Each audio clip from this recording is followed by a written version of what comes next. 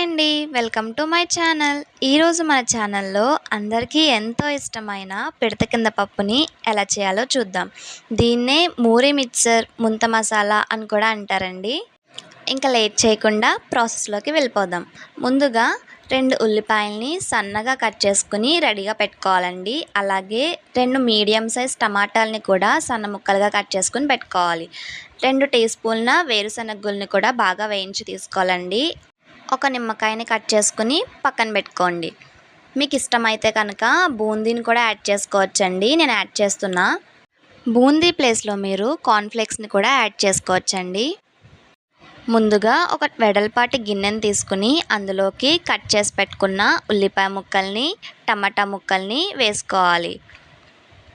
తర్వాత మీకు టేస్ట్కి తగినంత సాల్ట్ని కూడా వేసుకోండి.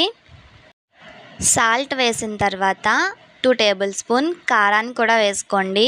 లేకపోతే మీకు టేస్ట్కి తగినంత కారాన్ని కూడా వేసుకోవచ్చు. తర్వాత ఒక చెక్క నిమ్మకాయని కూడా పిండుకోవాలి. అలాగే 1 teaspoon garam masala, 1 teaspoon మిరియాల పొడి కూడా వేసుకోండి. మిరియాల పొడి ఇష్టం లేని వాళ్ళు స్కిప్ చేయొచ్చు, పర్వాలేదు.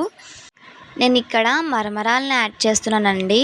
చాలామంది అటుకులతో కూడా తయారు చేస్తారు. మరమరాలతో చేసిన టేస్ట్ చాలా బాగుంటుంది. మరమరాలన్నీ యాడ్ చేసిన తర్వాత ఒకసారి బాగా మిక్స్ అయ్యేలా అన్నిటినీ కలుపుకోండి.